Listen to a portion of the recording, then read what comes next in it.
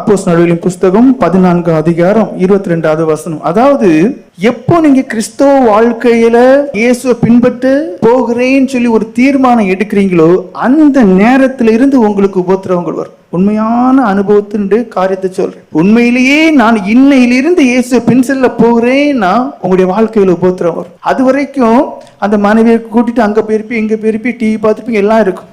இன்னைக்கு இயேசு கிறிஸ்துவ ஏற்ற பிறகு டிவி பார்க்க மாட்டீங்க, வெளியில கூட்டிட்டு போய் விருப்பப்பட மாட்டீங்க, அங்க பிரச்சனை ஆரம்பிக்கும். அது வரைக்கும் அந்த பிள்ளைங்க கூட இருந்து பல கதைகளை பேசுவீங்க. பிறகு அந்த பிள்ளைய கூப்பிட்டு வச்சு பைபிள் சொல்லி கொடுப்பீங்க.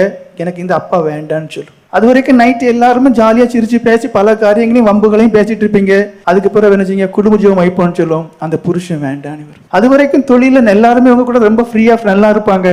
எப்ப இயேசு கிறிஸ்து ஏறிடுங்களோ நான் ஒரு போய் சொல்ல மாட்டேன்னு சொல்லுவீங்க, நான் இந்த தப்பை பண்ண மாட்டேன்னு சொல்லுவீங்க. வேலை செய்யறவங்க எல்லாம் வெறுப்பாங்க. உண்மையிலேயே நீங்கள் கிறிஸ்துவை பின்பற்ற விரும்புகிறீர்களே, ஆனால் என்னைக்கு நான் இயேசுவை பின்பற்ற போகிறேன் தீர்மானிக்கிறீர்களோ அந்த நொடியில் இருந்து உங்களுடைய வாழ்க்கையில பிரச்சனைகளும் பாடுகளும் எதிர்ப்புகளும் உண்டு. இந்த சத்தியத்தை ஏற்றுக்கொள்ள மாட்டேங்கிறீங்க. நான் ரட்சிக்கப்படணும், பரிசுத்தமா இருக்கணும், தேவனுக்கு பிரியமா இருக்கணும்னு சொல்றமே தவிர இவைகளோடு கூட பாடுகள் எனக்கு கொடுக்கப்பட்டிருக்கிற சத்தியத்தை மட்டும் ஏற்றுக்கொள்ள மாட்டேங்கிறோம். வாசிங்க.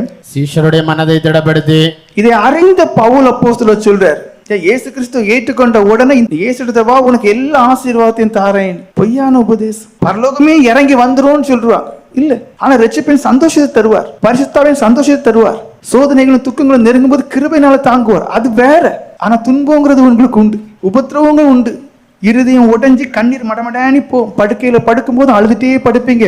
அது நமக்கு வைக்கப்பட்டதான பங்கு. அழுது அழுது இருதயமே வீங்கினது போல உங்களுக்கு இருக்கும். அந்த வேதனை அவ்வளவு பெருசா இருக்கும். அதன் விளைவு உங்களுக்கு எதுவுமே தோணா, தண்ணி குடிக்க தோணா, சாப்பிட தோணா, இதெல்லாம் உங்களுக்கு இருக்கும். ஆனாலும் அவைகளையும் தாண்டி உங்களுக்கு நடத்தக்கூடிய இருப்பார். சீஷருடைய மனதை திடப்படுத்தி பாருங்க, அவங்க சொல்றாரு மனதை திடப்படுத்துறாரு. ஏன்னா அவங்க இனி ஒரு கிறிஸ்துவ விரும்பிடக்கூடாது, இனி ஒரு விதத்துல இயேசுவை எதிர்பார்க்க கூடாது. அதனால மனசை திடப்படுத்துறாரு.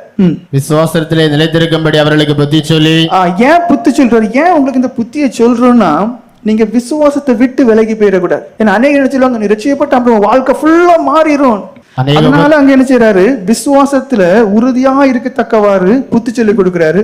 நாம் அநேக உபத்திரவங்களின் வழியாய் தேவனுடைய ராஜ்யத்தில் பிரவேசிக்க வேண்டும் என்று சொன்னார்கள். பாடுகளாகிய சிலுவையை சுமக்க நீங்க ஆயத்தமா என்று உங்களை நீங்க தான் கேட்கணும். இதன் தெளிவா சொல்லுது, நாம் ஒரு உபத்திரவம் இல்ல, ஒரு துன்பங்கள் இல்ல, ஒரு நெருக்கம் இல்ல, ஒரு நஷ்டம் இல்ல, ஒரு ஏச்சி ஒரு பேச்சு இல்ல, அநேக உபத்திரவும் அநேக நெருக்கும் அநேக இடர்கள் கேட்டதான காரியங்கள் உங்களுக்கு நோக்கி வரும், அநேக அவமானத்துக்கு கேட்டதான காரியங்கள் உங்களை நோக்கி வரும்.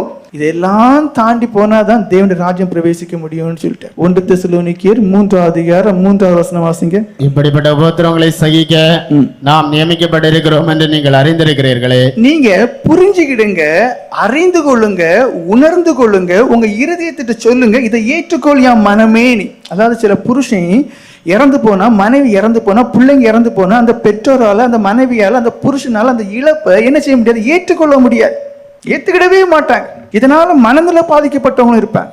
அதே மாதிரிதான் கிறிஸ்தவங்களுக்கு பாடுகளை ஏற்றுக்கொள்ளவே முடியாது. நீங்கள் அறிந்து கொள்ளும். அதாங்க தெளிவர். நீங்க அறிந்து கொள்ளணும். எது அறிந்து கொள்ளணும்? நீங்கள் உபத்திரவங்களை சகிக்க நியமிக்கப்பட்டிருக்கிறீங்க. எனக்குன்னு வீட்டுல உபத்திரவம் இருக்கா, அந்த சிலுவையை சந்தோஷமா ஏற்றுக்கொள்ளுங்க. எனக்குன்னு சில பிரச்சனைகள் இருக்குதா, அதை சந்தோஷமா இயேசு நாமத்துல ஏற்றுக்கொள்ளுங்க. ஏன்னா இதற்காகத்தான் நியமிக்கப்பட்டிருக்கிறேன், அதை சகிக்க நான் அழைக்கப்பட்டிருக்கிறேன்.